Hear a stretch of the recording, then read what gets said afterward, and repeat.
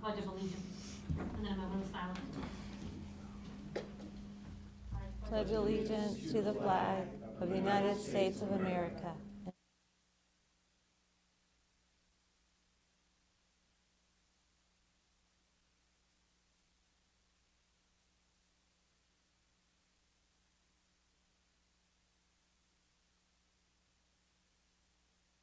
Thank you.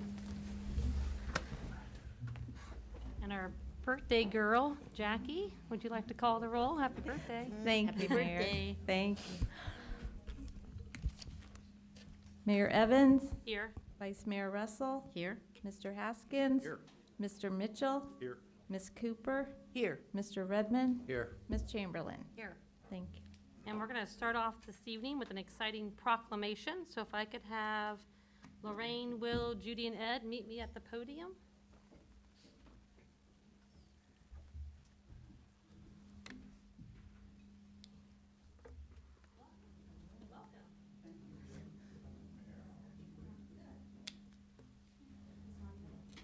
Yes. Yes? All right, so we have an exciting proclamation for our Milford Neighbor to Neighbor group. So be it proclaimed, whereas Milford Area Neighbor to Neighbor was founded in January 2002, inspired by neighbor to neighbor community conversations, bringing black and white together in response to the civil unrest that occurred in Cincinnati, Ohio in April 2001. And whereas Neighbor to Neighbor members are your neighbors here in Milford, and they have joined together to share their feelings, talk about attitudes and issues that we all have, and build relationships. And whereas Neighbor to Neighbor meeting monthly has grown a lot, talked honestly, laughed some, cried some, learned much, and is not trying to change the world, just themselves.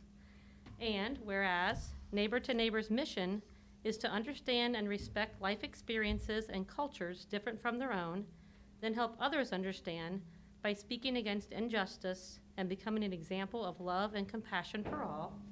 And whereas Neighbor to Neighbor appeals to us all to live in unity together in this world where skin color, language, nationality, money, education, religion, and much more divide us. And whereas Neighbor to Neighbor has educated themselves, become advocates for racial unity and justice, promotes diversity within the teaching staff of Milford City Schools, and fosters long-lasting friendships and camaraderie amongst the members and the broader community. And whereas Neighbor to Neighbor puts a spotlight on social justice issues by hosting guest speakers, engaging in public forums, collaborating with local churches, and most recently commemorating the life of Reverend Dr. Martin Luther King Jr. in January 2021. And whereas Neighbor to Neighbor has had a prominent presence in the Milford Frontier Day Parade over the years, embodying the notion that we are all neighbors. And whereas Milford is a city blessed with racial diversity, striving to eliminate racial prejudice and foster racial harmony by affording opportunity to all its residents, regardless of race and class. And whereas this year of 2022 marks the 20th anniversary of Milford Area Neighbor to Neighbor. Now therefore I, Lisa Evans, Mayor of the City of Milford, do hereby proclaim February 15th, 2022 as Neighbor to Neighbor Day.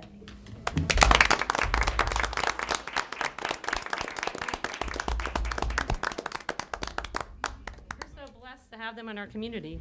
And I'm going to let them talk a little bit about how you could join their efforts if you'd like to do that. First things first, we would like to present the mayor. Oh, thank you. Thank you very much. Thank you very much. And this is for you. Thank you. We're so, like I said, we're so blessed to have you in our community and all your efforts for 20 years. That's a long time. It's a long time meeting. So they're going to speak a little bit about how you can join their efforts if you would like to do that. Okay, my name is Judy. I would like to, I can't really add anything to the whereases because that tells everything about our group. We meet here in this City Hall building on the third Tuesday in the evening, and we would love to have all of you neighbors in Milford and beyond attend or pop in or say hello to us or get involved. It would be wonderful because we are all neighbors. And so, let's see, do you need a number? Yeah, is there a number for the other one contact anybody? Is there a number they Can we can put yours down? Okay. What time, We- what time Yes, is your what time? meeting? We have bookmarks to hand out, but right now they don't have any name or number on it. We meet at 7 p.m. 7 on, okay, great. Third Tuesday of every month. So are you guys meeting right now then?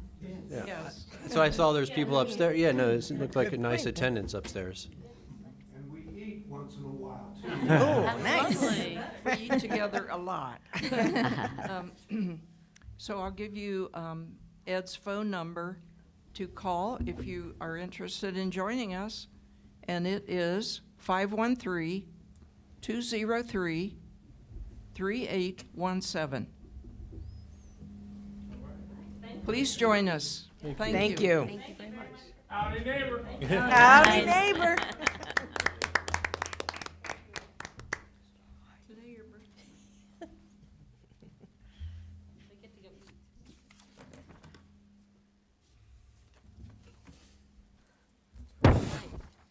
Next, that brings us to our BZA appointments. I'll turn it over to Mr. Manier. Thank you, Mayor. This is first, I think, in my memory we've had 2 people apply for one and 3 people apply for one position, but I don't think we've ever had 3 applying for, or 6 applying for 3. So after a discussion with the mayor, we thought that it would be more efficient and probably the fairest way to handle it would be for a member of council to make a motion for a slate of 3, and that would be seconded. And then if there's an additional council person who wants to nominate a different slate of 3, that would be slate B, and we will go on until there's no more nominations. After we're done with let's assume there's going to be a slate A and a slate B, then there will be a discussion where each council member will discuss the rationale, the reason for their upcoming vote, or discuss the candidates. They don't have to declare how they're going to vote, but you're going to discuss the candidates and why you feel the way you do for your upcoming vote. And then Jackie's going to call the roll, and then you are going to vote either for slate A or slate B. So that's what we decided would be the best way to handle that. So is there anybody who wants to nominate for slate A? I'll nominate. Okay, I would like to nominate Brooke Shanks, Cody Sargent, and David Monroe. okay, is there a second? Second. Okay, so that consists of slate A. Is there anybody who wants to make a nomination for a different slate B? I'll make a nomination for slate B. Okay, who are the 3? I'd like to nominate Brooke Shanks, Philip Raines, and David Monroe. Okay, is there a second? Second. Okay, so we have 2 slates of 3. Is there a third nomination? Okay, hearing no further nominations, this is a time for discussion of how you feel about the candidates.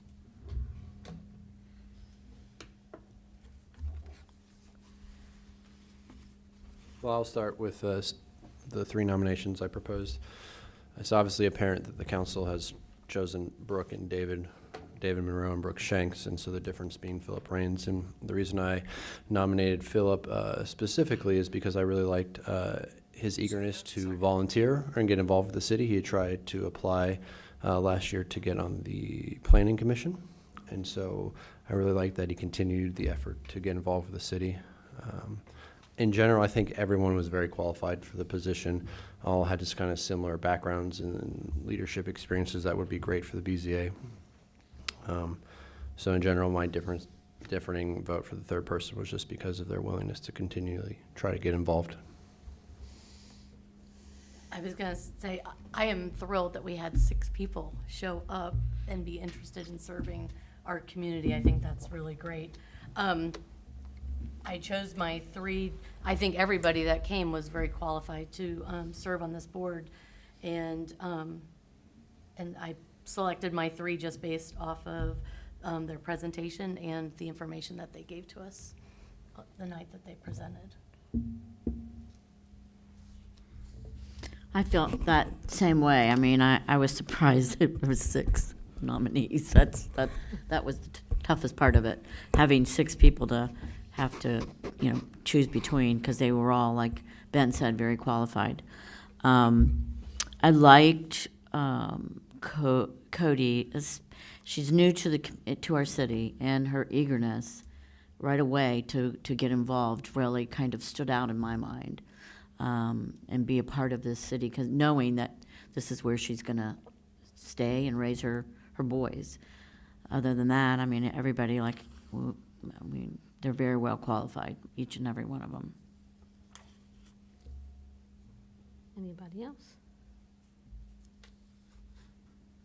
Yeah, I mean, I agree with all of your comments. They were very, very qualified, and it was very hard to have that many people. So hopefully we'll have boards that will. Absolutely.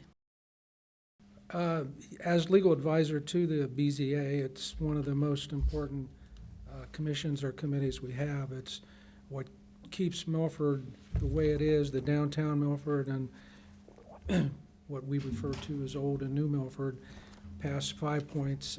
It's what keeps us from other communities, and perhaps in Hamilton County, not going to name, but as billboards all over the place and flags and advertisements and signage. The BZA keeps Milford looking the way it does, and so it's a very important, and I was thrilled with the qualifications of the candidates. So Jackie, would you call the roll, please, and vote either for slate A or slate B? Mayor Evans, Slate A. Vice Mayor Russell, Slate A. Mr. Haskins, Slate A. Ms. Chamberlain, Slate A. Mr. Redmond, Slate B.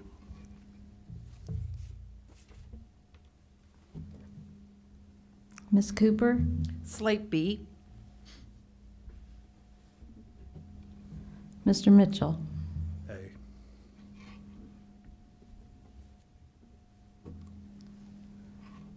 Okay.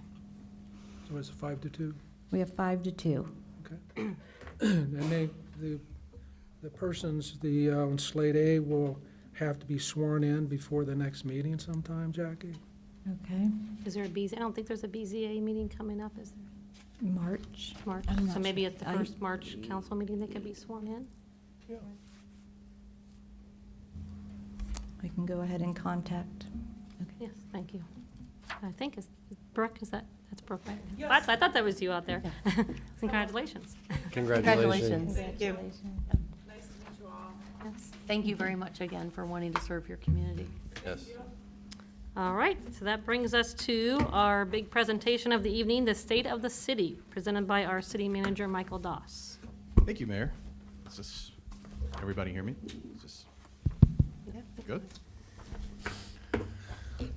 All right, we'll go ahead and get started.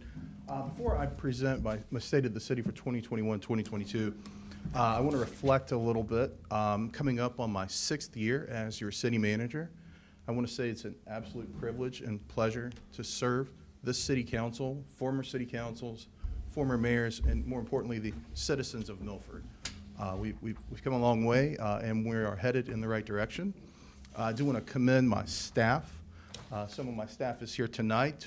Pam Holbrook, our Assistant City Manager, our Finance Director, Pat Worthland, our Police Chief, Jamie Mills, our Fire Chief, Mark Baird, Ed Hackmeister, our Service Department Supervisor, Joe Castile, our Water Department Supervisor, and David Walker, our Wastewater Supervisor, and all of the employees.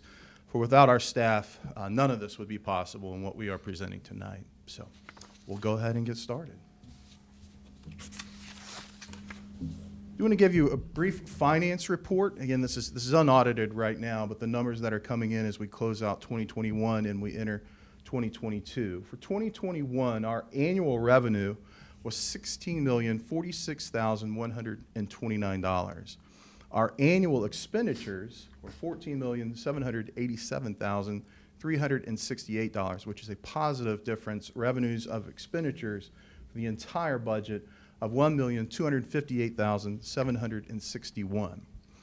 When you focus on our general fund, which essentially operates our police department, our service department, and other general staff that's not a public utility, for 2021, our general fund revenues were $6,729,804, and our general fund expenditures were $5,818,358, which is a positive net difference of $911,446. So we are in great shape as we head into 2022. This is another great thing. For 2021, our city earned income tax collection was $4,780,316. Tax revenue increased by 9.7% in 2021, completing a 6-year trend, realizing an average increase each year of approximately 3.2%. And you can see in this graph from 2016, we're at about 3.6 to where we are starting 2021 at about $4.7 million. So the investment, all the dedication, everything that we have done over the last several years, you can see is paying off here as we continue to grow as a city financially. The city continues to budget a general fund reserve equal to 6 months of annual operating revenue. The city expended $1,488,158 in public funds for infrastructure projects, which we're going to talk a little bit tonight. We secured out of that outside public funds of $938,461, or roughly 63% of those projects that were funded through outside funds. And you can see this, just a few examples down here in the bottom. Our U.S. urban paving project that we partnered with ODOT, which was a little bit of 2020 and bled into 2021. Public cost for that total project was $885,010, and we received $491,680 in public funds, which was about 56% of that project on US 50. The signal upgrade that we partnered with our Transportation Improvement District, which was a grant that actually was applied for several years ago prior to my tenure, but that program is just being completed now, upgrading our traffic signals in Milford. Particularly really benefits our fire EMS and our police when they're responding. They can hit those signals and change those lights when they're responding to an emergency. We received $368,148 from the TID for the entire project, and the public funds were $294,519, which was about 80% of that project funded through outside public funds. And something we're going to talk about tonight, a couple of projects. The influent list station, screen improvements, that total was $160,500, and we received $77,762 in public funds, which was about 48% of that project.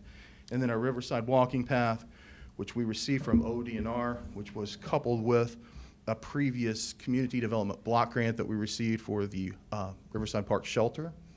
We were actually able to receive all of those funds back, which was about $74,500, but as I alluded to you all a few weeks ago, I think we're going to get more back from ODNR, around $92,000 for that. So again, 63% of that 1.48 in projects that we did got outside funding. That's pretty incredible. The city also received our first portion of the ARPA funds, American Reinvestment and Recovery Act, I believe is that, in the amount of $359,034, and we expect to receive the same amount this year. It comes in 2 payments.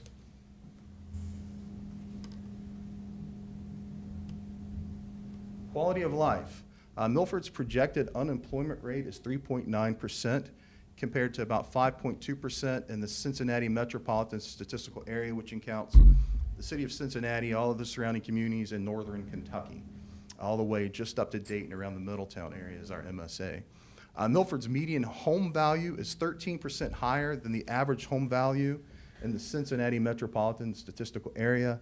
And average home resale is estimated at 3 weeks on the real estate market. So any home that goes up in Milford is usually sold within a 3-week period or less. I think we've all we've all experienced that in some of our neighbors that have been moving. Quality of life. I'm proud to say that there is a new residential subdivision that is currently under construction on the old Milford South Elementary property, with home values estimated anywhere between $350,000 to $500,000. This will be Milford's first significant subdivision since the 1990s, and you can see pictures of that down there. Come on. Our most common industries still continue to be our light industrial manufacturing and our food service. You can see the percentage breakdown there. Light industrial manufacturing is still holding strong at 20%. Our food service and accommodations, our hospitality is about 28%, followed up by professional and technical services.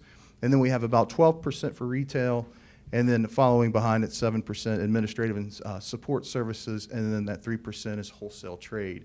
So when you talk about diversifying your portfolio, when you're looking at like a 401k or you're looking at stocks, you want to see something like this. You won't want all of your industry fixated on just one or two areas. You want to have that spread out, just in case there's any layoffs or anything from an economic impact. You have some stability there and some sustainability to continue for a short period of time of conducting business in the city. I always bring this up. This is the average daily traffic count. This is according to the Ohio Department of Transportation. They do an annual average daily traffic count. We focus on the Milford Parkway because that's where a lot of our commerce, a lot of our industry, our commerce park is there. Our hotels, most of our retail, our restaurants are focused in that area. So with the Parkway, our traffic on Milford Parkway has increased by about 9.5% between 2015 and 2021. And this is just to give you kind of an example. The Milford Parkway, which is exit 59, daily, bringing about 22,268 travelers. When you compare that to exit 52, just up the road, Loveland, Madeira, at about 20,499. Exit 50 on US 22 on Montgomery Road is about 21,000. Exit 47, the Reed-Hartman Highway in Blue Ash is a little over 23,000, and exit 46, US 42, North Lebanon Road is about 24,000. So this is very important when we're talking about traffic and we're talking about businesses coming to Milford, and specifically on the Parkway. A lot of developers like to see that traffic. They like to see that consistent flow. And that, again, has been going up at a rate of roughly 9.5% in the last 6 years. This is a pretty significant driver when we're looking at any economic development, anything that creates Milford as more of a destination point or a focal point concerning any commerce or retail or any light industrial manufacturing. Economic development in 2021, new construction value for residential and commercial properties was $30,001,835. Let that sink in for a moment. I'm proud to say that by the end of this year, new construction, both residential and commercial, for the last 5 years will reach a total of $100 million. We probably will exceed that. Building permit fees for last year were $110,515, and we did have several existing small businesses that made construction improvements to their properties, totaling $50,672. Some of the breakdown of some of those commercial and light industrial developments, we had about $28 million in commercial and light industrial development, and we'll talk about several of these tonight. One, True Hotel, the Little Miami Event Center, U-Haul, Christian Family Credit Union, Cohatch, and the currently under constructed Staybridge Suites. And you can see the amount that just those 6 properties are bringing into the city in new commercial investment and retail. So it was a big year for us from a development standpoint with new construction.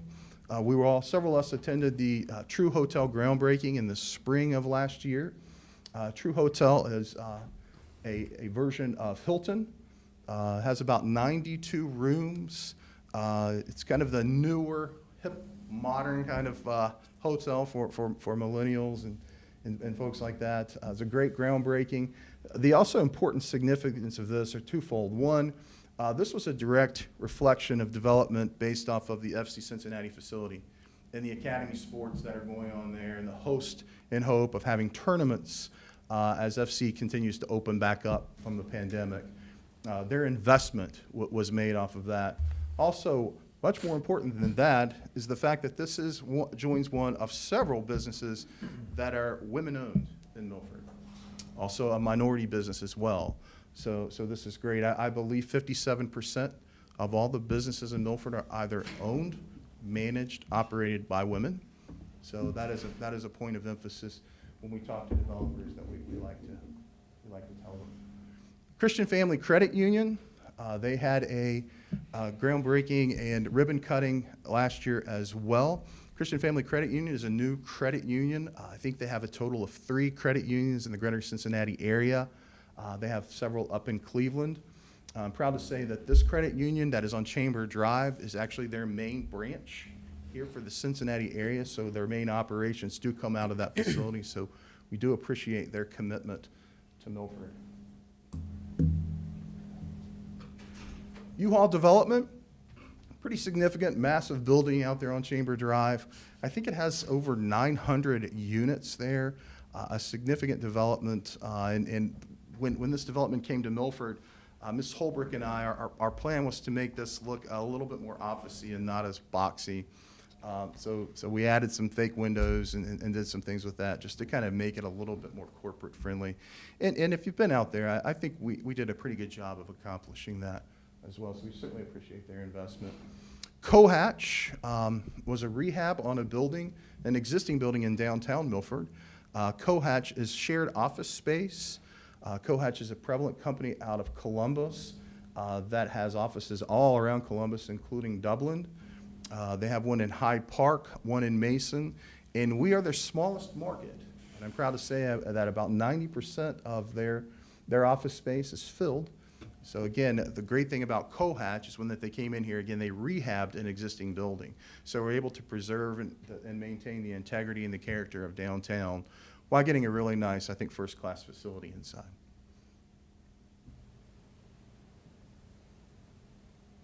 Little Miami Event Center, we broke ground on that in the summer as well. The Little Miami Brewing Company campus continues to grow. The Little Miami Event Center is one of the premier event centers in all of east side of Cincinnati. Dan Lynch, Joe Renner, have made a lot of investment in the community, as well as Dale Rowe with DER. The Little Miami Event Center is right on the banks of the Little Miami River, and I believe hosts around 300 people for any banquet facilities. They also have, I think, some concerts and some things that go on there as well. So we, again, continue to appreciate and emphasize Dale Rowe and his development, along with Dan and Joe at the Little Miami Event Center. Infrastructure and public improvements. Some of the things that we were able to accomplish in 2021 is we replaced the effluent lift station screen at the wastewater treatment facility. I decided not to put a picture of that in there. We did receive, as I mentioned earlier, $77,726 from the Ohio Public Works Commission, along with an $82,738 local match. For a total project cost of $160,500. We also replaced the stormwater system that was failing on Sycamore Street. This was important because there was a development going on up on High Street. As they were working on that development, the stormwater infrastructure that would feed into that was failing, quite honestly, so we had to get that replaced.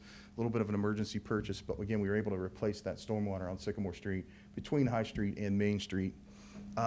We also replaced the supervisory control and data acquisition system, also known as SCADA, at the water treatment plant facility, and we used $59,548 of ARPA funds. We did not use any city funds for that project, and again, a lot of that was brought on by a issue that we had this summer. We had a little bit of a hacking that took out our SCADA system, so we were able to bring that back up online and use ARPA funds to help support that project. Infrastructure and public improvements continuing. This is a big one for the city of Milford. We received an Ohio Builds funds for the new Wallace water tower that will be constructed over the next year and a half on Wallace Avenue where the existing water tower is. That was $3 million. Point of emphasis with that, we worked with the Lieutenant Governor's Office, the State of Ohio's Department of Commerce, State of Ohio EPA in getting this funding. This will fund our entire water tower. There is no payback or any city funds that will be allocated to this project. Our water tower, current water tower was built in 1955. So this will replace that and will alleviate some pressure issues, some capacity issues, and also some concerns from our fire department as far as fire service is concerned. So a much needed water tower that is not going to cost our taxpayers locally anything. Continuing on, part of that project is replacement of the existing water supply line. Again, that is the line that comes from the water plants. It's treated water that goes up the tower. And then also the discharge line I'll talk about in a moment. We are receiving funds from the Ohio Public Works Commission for the Wallace Avenue supply line. We are receiving $388,080 from the Ohio Public Works Commission, and we are going to utilize $403,920 from ARPA for a total project cost of $792,000. I mentioned before, there's also a discharge line that goes off to Garfield, so the supply line takes water to the tower, and as our residents and customers utilize that, it gets discharged out into the system for our community. Both of these lines had to be replaced before we put the new water tower in service because our existing lines could not handle the hydraulic pressure. So that project will occur. We received Ohio Public Works funds for that line in the amount of $245,000, and we received $255,000 that we're going to use from ARPA for that project, which is a total cost of $500,000 or $500,000.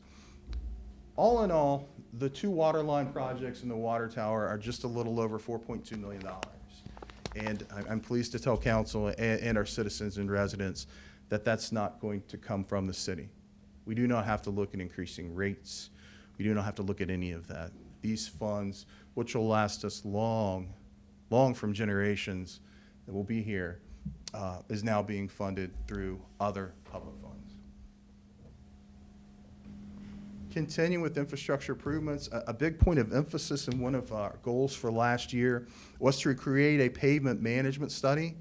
That is an extensive study that would analyze the current pavement conditions throughout all of our roads and streets in Milford and provide an analytical response and scoring that would allow us to prioritize and budget for future street capital projects. I'm pleased to say that we will be implementing the findings and results from that with our fall paving this year as we move forward. Any residents who are interested in learning about their street, taking a look at that, the results are online. I'm not sure if they can see that, but if you go and you type in accounts.robotics.com/login, and then you log in with Milford at robotics.com and enter the password Milford is awesome, capital M, capital I, capital A. Milford is awesome, all combined one word. Our residents and any interested parties can get online and take a look at their roads and look at their streets and get a pretty good idea and understanding of where the city's headed in direction as far as paving is concerned as we go and prioritize capital projects in the future. We put a lot of interest in our parks last year and this year continuing and even into 2023. One of the significant things that we did was we installed our Riverside Park walking path, and we also did parking lot expansions. The Riverside walking path, we used funds from the Community Development Block Grant and the Ohio Department of Natural Resources. We were able to leverage the new park shelter that was built in 2020 and provide a walking path which is about 1/5 of a mile on Riverside Park.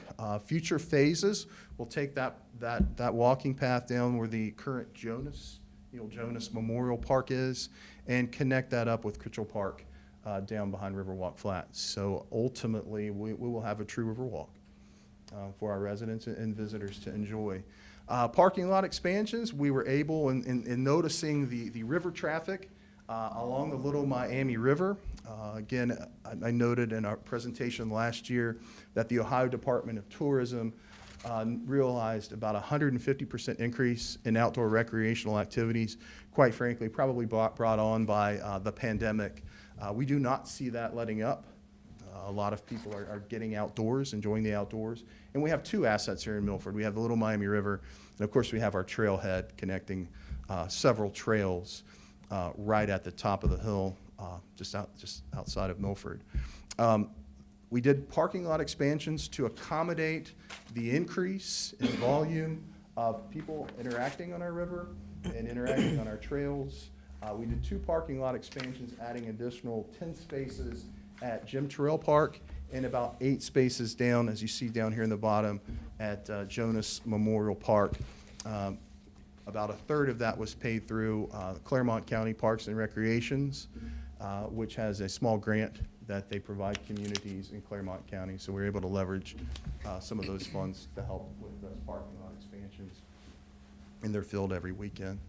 Another very significant, I think, game changer for the city of Milford is 5 Points Landing Park. In November, our residents, voters, graciously supported a levy, and we thank them for that. It is a $3 million levy. Phase 1, it's a $3 million 5-year levy, and phase 1 is what you see here at 5 Points Landing. This, of course, is the old Milford, Maine, 3.5 acres, just at 5 Points. When this is completed, this will be our crown jewel park in our system. This not only will be a neighborhood park for folks in the neighborhood to enjoy, but a community park for others just outside of Milford to come and visit. It will be equipped with a green space area for outdoor performances, restroom facilities, concessions. It has a farmer's market, pavilion area. It has a splash fountain feature for folks wanting to cool off in the summer. It has several meandering walking paths. It will have Adirondack chairs and other facilities. Really, just truly a great asset for the city of Milford. Our plan for this is to actually secure financing for this project. Because it's a $5 million levy, we only receive revenue proceeds every year. So I don't want to take 5 years to get this project built. So I'll be working with Ms. Worthland to secure financing for this project. Our goal for this year is secure financing, get all of the specifications done, all the engineering, all the architectural done, take this concept and make it a reality, and have this thing out for bid and awarded by the end of this year. So whatever construction company receives that bid will be able to start at the beginning of 2023. Jim Terrell Park, canoe and kayak launch, and I believe you're going to discuss this evening. This is a concept at Jim Terrell Park. Again, we've done parking lot expansions there. Our current canoe and kayak put in and take out launch is inadequate. And in order to capture and realize the increase in traffic that we were having on the river with canoe and kayak folks, we felt necessary to improve our launch that we have there. So this is a concept. One of the other aspects of this is fire safety, and I can't emphasize that enough.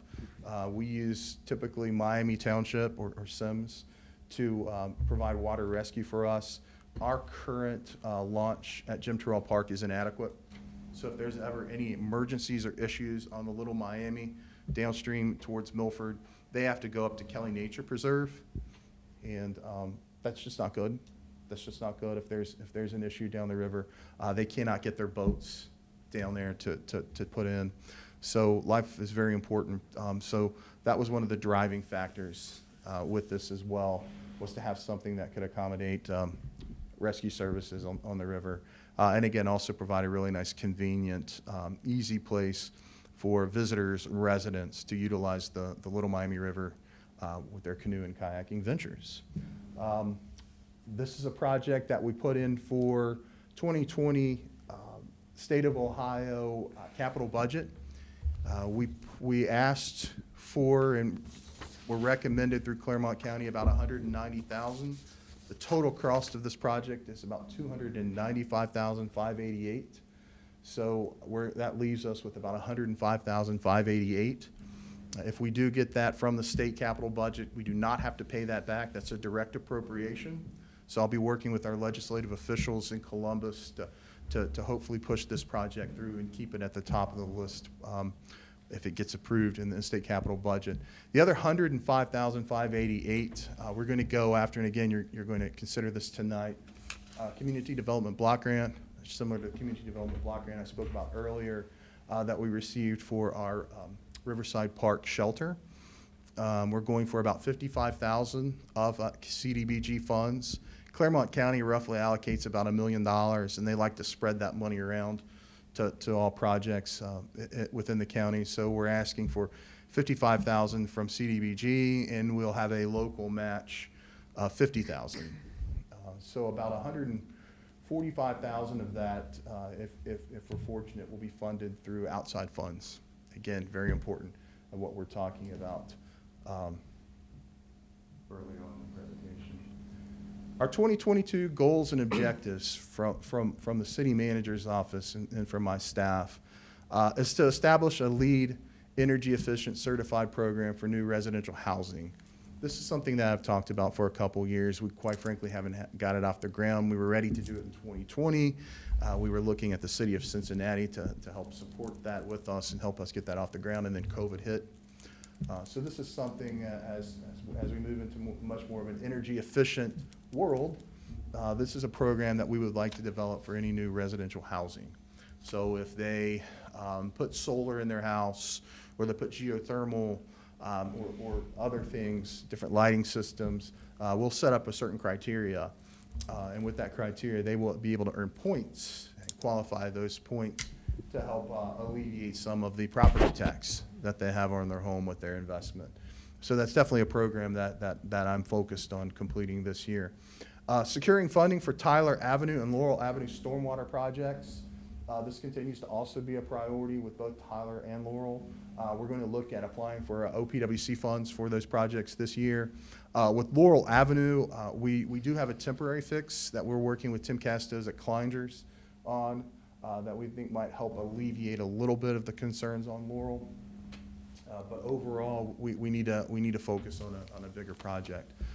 We're going to try to secure funding for a new UV system. I know several council members did a tour a few weeks ago of the wastewater plant. So I'm working with Dave Walker to try to find some funding to get a UV system at the wastewater treatment plant as well. Another priority is to redevelop Lila Avenue and State Route 28 beyond the 5 Points intersection, including 910 Lila, the 910 Lila facility, which was formerly Pivotech. We have an interested party that's looking at that, so we're going to try to hope to reel them in. But we really need to focus. Our downtown is thriving. The Parkway is doing well.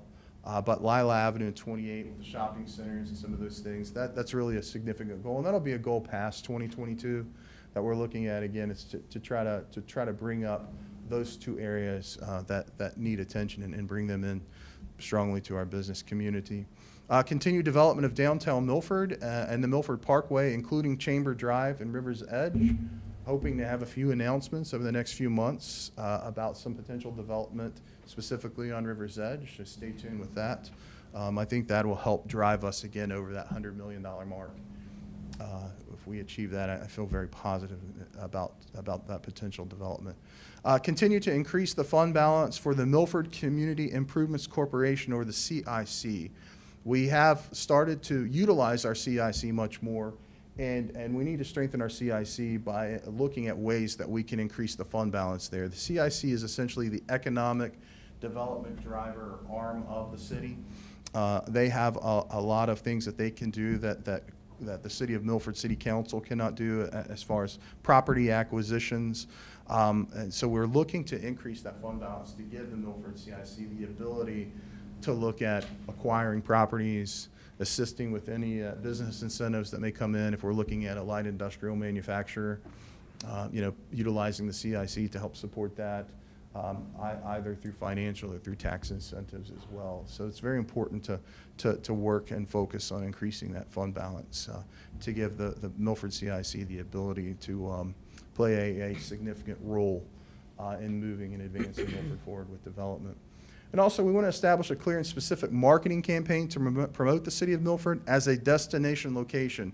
We are no longer just a location, on the map. We are a destination. We have all heard that from people that we interact with. We need to get out more, especially now that the pandemic is easing up, maybe, and focus on attracting people to Milford, attracting visitors to Milford, and telling our story, telling our success story. So that is a significant goal again for 2022, but will certainly not be ending in 22. We will continue to enhance that. Our social media presence, revamping our city website, soliciting news organizations to come out and do stories about us, participating in aggressive marketing campaigns with magazine circulars, not just in the greater Cincinnati area, but in the state of Ohio, and even outreaching, partnering with the Clermont County Convention and Visitors Bureau as well, and focusing and kind of exploiting some of the events that we have going on in Milford throughout the year as well. And that concludes my state of the city. We are very strong, and we are moving forward. Thank you. Well done.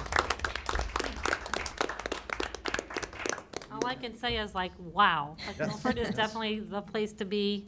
I want to thank you, Michael, and your staff for the presentation and all that you do. Like, I mean, the amount of funds we're receiving from outside, all the outside money for projects, it's just unbelievable. And that's a lot of hard work for you and your staff, so we appreciate that. Does anyone have any questions? Okay, all right. Again, Great thank you. job. Awesome, yes. Thank you. Thank you. All right, it's hard to follow that. I guess moving on to proceedings, I need a motion to approve the city council meeting proceedings from February 1st. So move. Second? Ms. Evans? Yes. Mr. Mitchell? Yes. Ms. Cooper? Yes. Ms. Russell? Yes. Mr. Redmond? Yes. Ms. Chamberlain? Yes. Mr. Haskins? Yes. And we need a motion to adopt the December 2021 finance report. So move. Second? Mr. Redmond? Yes. Mr. Haskins? Yes. Ms. Evans? Yes. Ms. Chamberlain? Yes. Ms. Russell? Yes. Mr. Mitchell? Yes. Ms. Cooper? Yes. And a motion to receive the January 2022 finance report. So move. Second? Mr. Mitchell? Yes. Ms. Evans? Yes. Ms. Cooper? Yes. Mr. Haskins? Yes. Ms. Russell? Yes. Ms. Chamberlain? Yes. Mr. Redmond? Yes. And that brings us to our first public comment section. Anyone from the public like to make a comment? I don't see any, so that takes us to standing committee reports. Public Services Committee, Ms. Chamberlain. Thank you, Mayor. Excuse me, we had a Public Service Committee meeting on February 11th. I called the meeting to order at 4 p.m. Present were myself, Ted Haskins, Kyle Mitchell, City Manager Michael Doss, Finance Director Pat Worthland, District Chief James Nickel, District Chief Miles Miller, and Executive Assistant Jackie Bain. Visitors were Aaron Rourke from the ODNR DNAP Southwest Ohio Scenic Rivers Manager. The first item on the agenda was appointment of a committee chairperson. Kyle Mitchell made a motion to appoint myself as committee chair. This was seconded by Ted Haskins. All said yes. The committee members read and approved the January 3rd, 2022 Public Service Committee minutes. The first item, or second item on the agenda was discussion of the Duke Energy proposal, new lighting for downtown Main Street. Mr. Doss presented the committee with information regarding the decorative streetlights around the downtown area. The proposed agreement is to make the lights consistent in illumination, energy efficient, inviting, and safe for all the patrons who visit our downtown area, especially in the evening. The agreement included Duke Energy to replace 44 lights. There were several options and payment plans reviewed. Option A was suggested with a one lump sum payment of $54,439,027. The committee agreed to recommend that the law director draft an ordinance authorizing an agreement with Duke Energy for outdoor lighting in the amount of $54,439.27. Second. Ms. Evans? Yes. Mr. Haskins? Yes. Ms. Chamberlain? Yes. Mr. Redmond? Yes. Ms. Russell, Yes. Ms. Cooper, Yes. Mr. Mitchell. Yes. We then talked about the cemetery maintenance and mowing bid contract. Mr. Doss presented the bid information for cemetery grounds maintenance for 2022. There was a mandatory pre-bid meeting on January 28th, 2022, and A&A was the only company that attended. We received one bid, which was from A&A Lawn Care. The bid for 1 year came in at $77,000, and a 3-year bid in the amount of $257 and $500 was also submitted. There was discussion of 1 or 3-year option. The committee agreed based upon staff suggestion that a 1-year contract would be favorable and to bid out again next year to see if the cost of doing business has decreased. The committee agreed to recommend that the law director draft an ordinance authorizing an agreement with A&A Lawn Care and Landscaping for cemetery grounds maintenance for 1 year in the amount of $77,000. Second. Ms. Cooper, Yes. Mr. Mitchell, Yes. Mr. Redmond, Yes. Ms. Russell, Yes. Ms. Chamberlain, Yes. Mr. Haskins. Yes. Ms. Evans. Yes. We then discussed the CDBG application regarding Jim Terrell Park Canoe Kayak Launch Project. Mr. Doss discussed with the committee an opportunity where we could help fund a canoe and kayak launch at Jim Terrell Park. To consider an application for $55,000 in grant funds with a $50,000 match from the city. This grant, if awarded, would not start until 2023. Mr. Doss reviewed the proposed concept designs of Terrell Park and the canoe and kayak launch site, which is about a $300,000 project. If this application is considered, we would then get a resolution that would commit the $50,000 of city funds to help support the construction of this project. Ms. Pat Worthland discussed with the committee what is currently budgeted and how, if this grant was to come through, it would help bring the budget down. The committee reviewed information regarding water rescue and the difficulty in getting the equipment down to the river. Currently, there are difficulties. They must move their rescue down to Kelly Nature Preserve. The boat launch will be used for rescue purposes only. There are issues with the area washing out quite a bit. There is private property in that area that is used for their customers, and people are using this property to get in and out of the river. We have a lot of comments given to us on why we cannot do something like Kelly Nature Preserve. With that in mind, we will try to help drive this concept. The Ohio Department of Tourism indicated that we are at a 150% increase in outdoor tourism. We had a public comment of Mr. Aaron Rourke, the ODNR Local Scenic River Manager. Mr. Rourke spoke about suggestions that they would like to see along the state and national scenic river.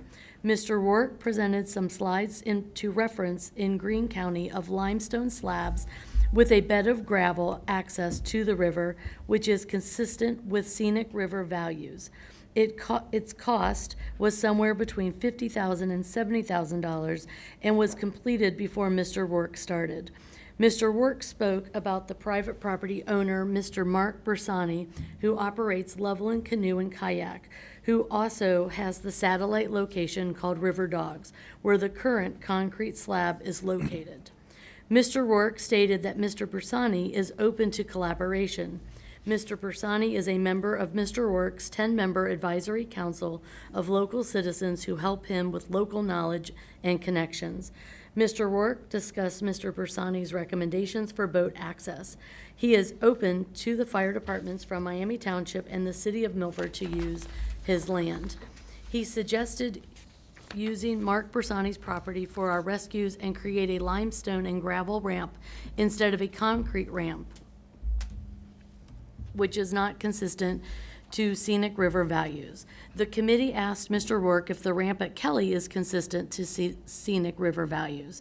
Mr. Rourke stated that the regular process for any publicly funded project within 1,000 feet of the river on either side, a 2,000-foot belt width plus the width of the river that is not in a municipality gets a look-see by him, and he has certain standards which he tries to adhere to.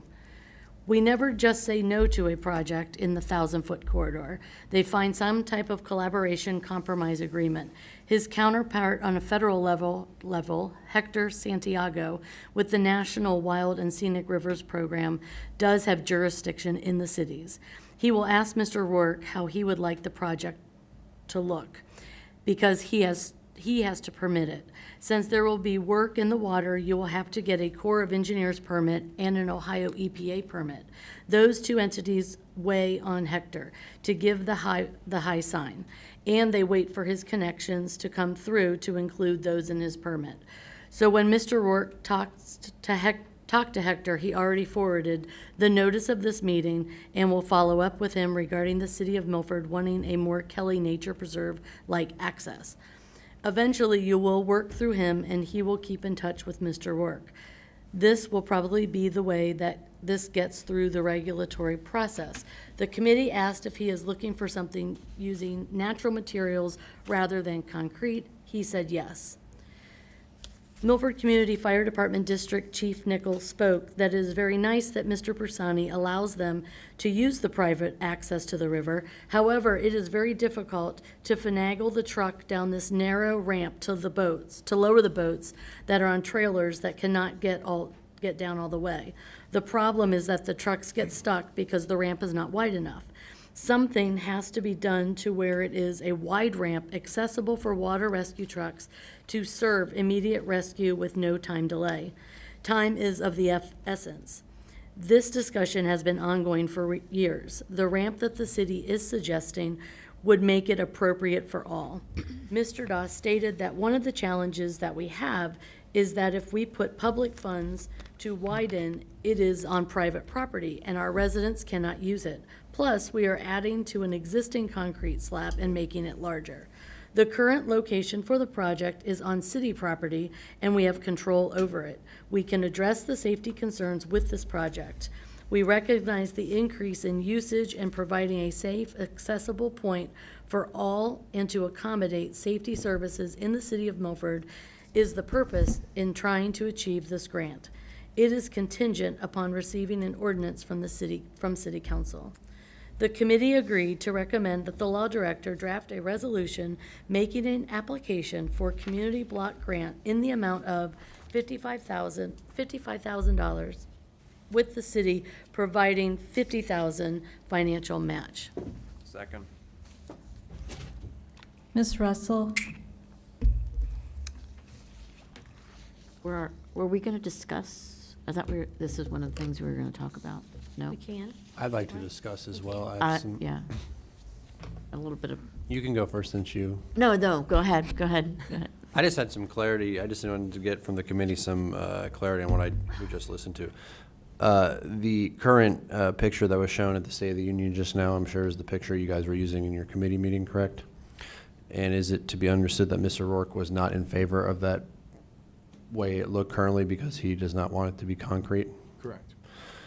Okay, so the current thing he was objecting to, the current image of it. The second question I have here is some clarification in the second paragraph. It says the boat launch will be used for rescue purposes only.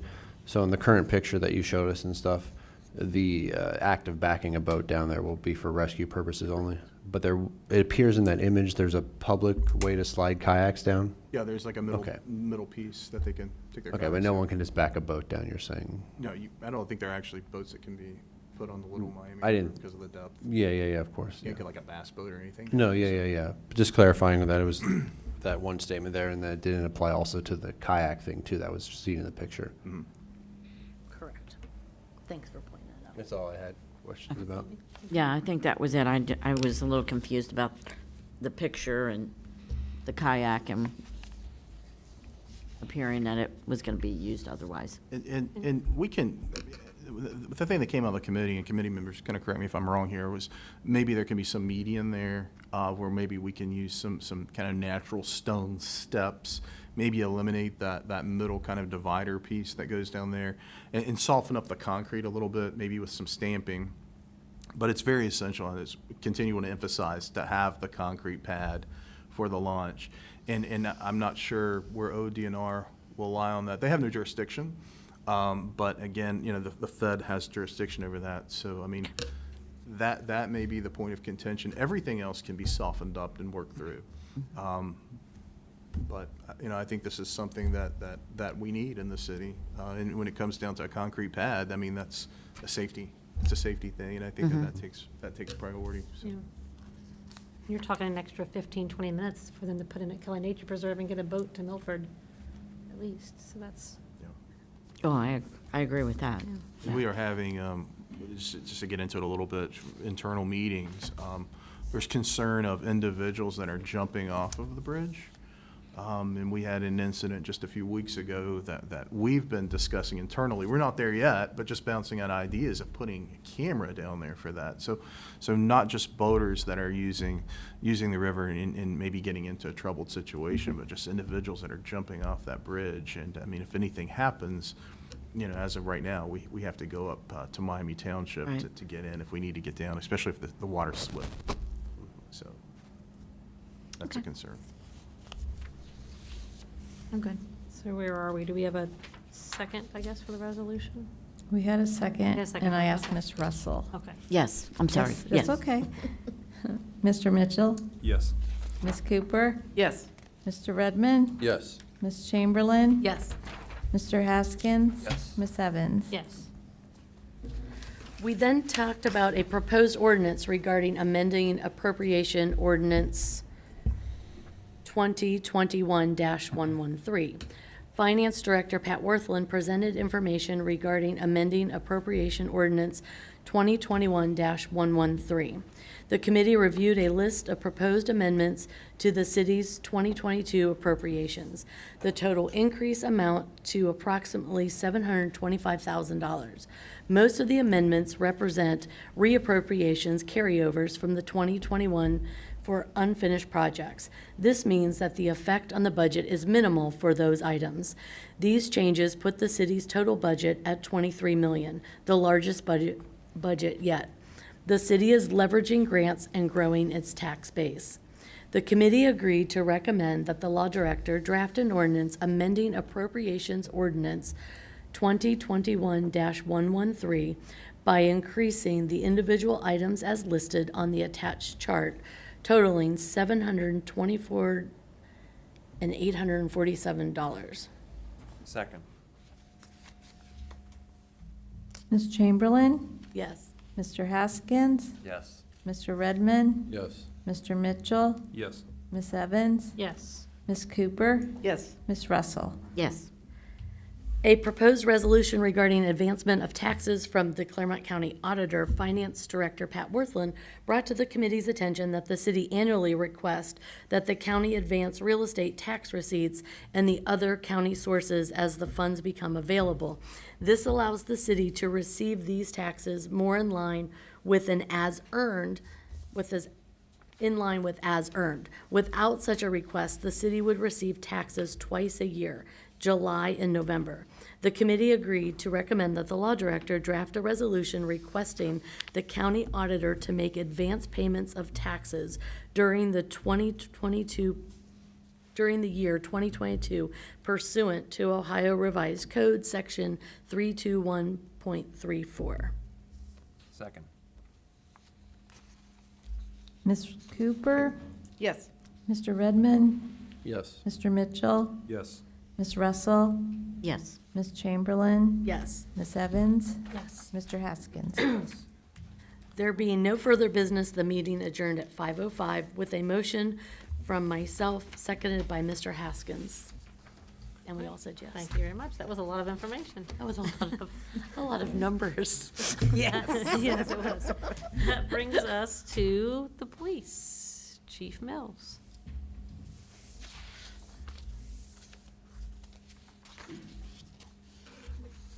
Thank you, Mayor. Good evening, Council. You should have my January report in front of you, but I'll touch on some of the highlights.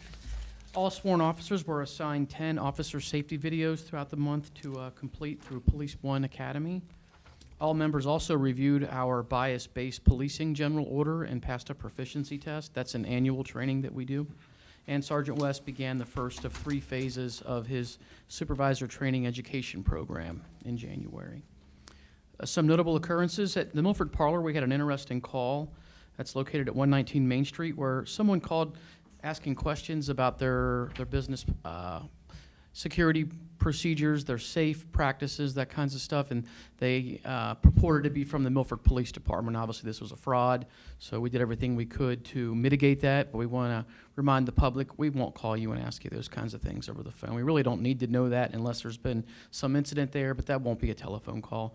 Just like you have to be weary of calls from people purporting to be from the IRS or your bank, the same holds true from us, and should also make you aware that it's not impossible. In fact, it's quite easy to clone a phone number or make it appear that it's coming from one of our lines. So keep that in mind also. When in doubt, hang up and call back. Look up our number. Don't take their number from them.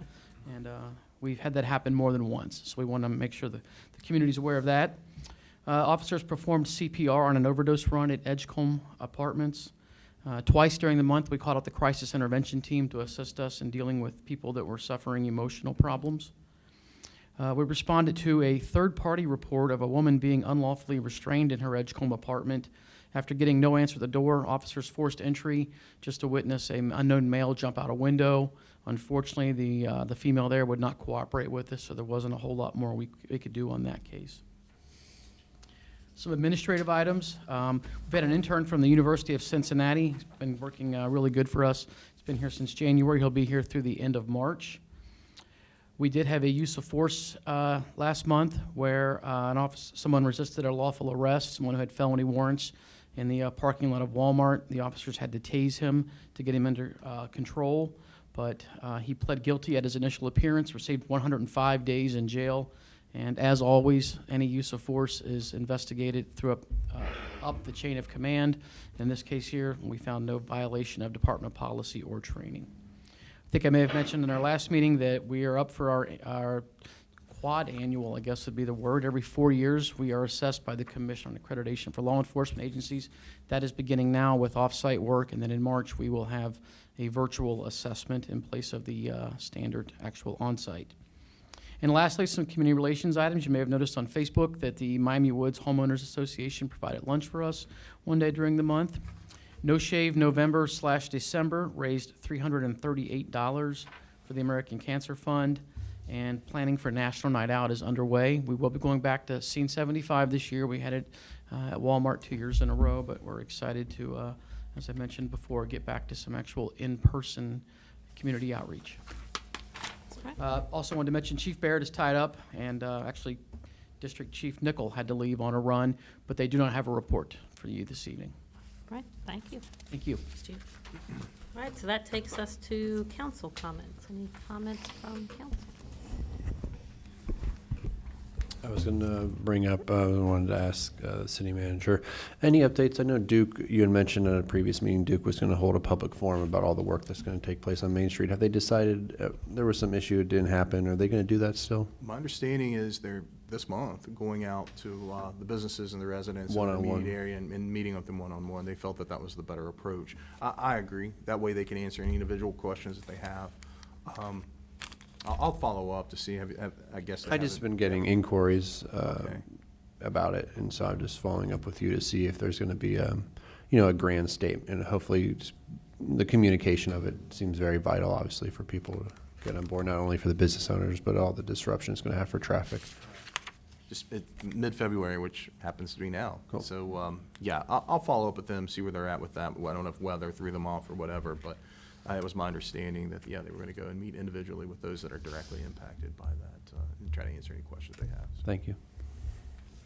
I was just going to give a shout out to the service department for the last snow and ice storm. So as always, Milford was as clean as it could be with all the ice. I know they worked probably, 3 or 4 days straight trying to get everything cleared. So we appreciate all their work for that. Hopefully that's the last one of the year. Happiness. All right, well, that takes us to new business, ordinances, and resolutions. Thank you, Mayor. Ordinance 22-127, an ordinance authorizing an agreement with Duke Energy Ohio Incorporated for the purchase and installation of outdoor lighting. Now therefore be it ordained by the Council of the Municipality of Milford, Section 1. The Council of the City of Milford hereby authorizes the city manager to execute the agreement with Duke Energy Ohio, Inc. for the purchase and installation of decorative streetlights for the downtown area for the contract amount of $54,439.27. The terms and conditions of the agreement are incorporated herein by reference pursuant to and in accordance with Section 12.03 of the Milford City Charter, Section 2, pursuant to and in accordance with Section 12.05 of the Milford City Charter. This ordinance shall become effective immediately upon its passage by City Council. Move to suspend the rules and read by title only? Second? Ms. Russell? Yes. Ms. Cooper? Yes. Mr. Redmond? Yes. Ms. Chamberlain? Yes. Ms. Evans? Yes. Mr. Haskins? Yes. Mr. Mitchell? Yes. Ordinance 22-127, an ordinance authorizing an agreement with Duke Energy Ohio, Inc. for the purchase and installation of outdoor lighting. Motion to adopt? Second? Mr. Mitchell? Yes. Ms. Cooper? Yes. Ms. Russell? Yes. Mr. Redmond? Yes. Ms. Chamberlain? Yes. Mr. Haskins? Yes. Ms. Evans? Yes. Ordinance 22-128, an ordinance authorizing an agreement with A&A Lawn Care and Landscaping for the Green Lawn Cemetery grounds maintenance. Now therefore be it ordained by the Council of the Municipality of Milford, Section 1. The Council of the City of Milford hereby authorizes the city manager to enter into an agreement with A&A Lawn Care and Landscaping for the Green Lawn Cemetery grounds maintenance for the one-year contract amount of $77,000. The terms and conditions of the agreement are incorporated herein pursuant to and in accordance with Section 12.03 of the Milford City Charter. Section 2, pursuant to and in accordance with Section 12.05 of the Milford City Charter, this ordinance shall become effective immediately upon its passage by City Council. Move to suspend the rules and read by title only? Second? Ms. Chamberlain? Yes. Mr. Haskins? Yes. Ms. Evans? Yes. Mr. Mitchell? Yes. Ms. Russell? Yes. Mr. Redmond? Yes. Ms. Cooper? Yes. Ordinance 22-128, an ordinance authorizing agreement with A&A Lawn Care and Landscaping for the General Green Lawn Cemetery grounds maintenance. Motion to adopt? Second? Mr. Mitchell? Yes. Ms. Evans? Yes. Mr. Haskins? Yes. Ms. Chamberlain? Yes. Mr. Redmond? Yes. Ms. Russell? Yes. Ms. Cooper? Yes. Ordinance 22-129, an ordinance amending appropriation ordinance 2021-113. Now therefore be it ordained by the Council of the Municipality of Milford, Section 1. The Council of the City of Milford hereby authorizes City Finance Director to amend appropriation ordinance 2021-113 by increasing the individual items as set forth and listed on the chart attached hereto and fully incorporated herein pursuant to Section 12.03 of the Milford City Charter. Said amendments total $724,847. Section 2, pursuant to and in accordance with Section 12.05 of the Milford City Charter, this ordinance shall become effective immediately upon its passage by City Council. Move to suspend the rules and read by title only? Second? Ms. Russell? Yes. Ms. Evans? Yes. Ms. Cooper? Yes. Mr. Mitchell? Yes. Mr. Redmond? Yes. Mr. Haskins? Yes. Ms. Chamberlain? Yes. Ordinance 22-129, an ordinance amending appropriation ordinance 2021-113. Motion to adopt? Second? Mr. Redmond? Yes. Mr. Mitchell? Yes. Mr. Haskins? Yes. Ms. Evans? Yes. Ms. Chamberlain? Yes. Ms. Cooper? Yes. Ms. Russell? Yes. Resolution 22-631, a resolution to authorize the city manager to submit to the Clermont County Board of Commissioners a grant application for the Terrell Park Canoe Kayak launch project. Now therefore be resolved by the Council of the City of Milford, Section 1, that the city manager be and hereby is authorized to submit to the Clermont County Board of Commissioners a Community Development Block Grant Program application for grant monies for the Terrell Park Canoe Kayak launch project in the amount of $55,000, with the city providing a $50,000 financial match. The city manager is further authorized to sign any and all additional documents necessary to effectuate this resolution. Section 2, that this resolution take effect and be in force immediately upon its passage by City Council. Motion to adopt. That's what I was going to say. Thank you. Motion to adopt. Second. Mr. Mitchell, Yes. Ms. Cooper, Yes. Ms. Russell, Yes. Mr. Redmond, Yes. Ms. Chamberlain, Yes. Mr. Haskins, Yes. Ms. Evans. Yes. Resolution 22-632, a resolution authorizing request for advancement of taxes from the Clermont County Auditor. Now therefore be it resolved that the Council of the City of Milford hereby requests the advance payment from the Clermont County Auditor of the taxes due to the City of Milford during 2022 pursuant to Section 321.34 of the Ohio Revised Code. Motion to adopt. Second. Ms. Evans, Yes. Mr. Haskins, Yes. Ms. Chamberlain, Yes. Mr. Redmond, Yes. Ms. Russell, Yes. Ms. Cooper, Yes. Mr. Mitchell. Yes. All right, I don't think we have any old business, so do I have a motion to adjourn? So moved. Second. Ms. Evans, Yes. Ms. Russell, Yes. Mr. Haskins, Yes. Mr. Mitchell, Yes. Ms. Cooper, Yes. Mr. Redmond, Yes. Ms. Chamberlain. Yes. All right, thank you, everyone.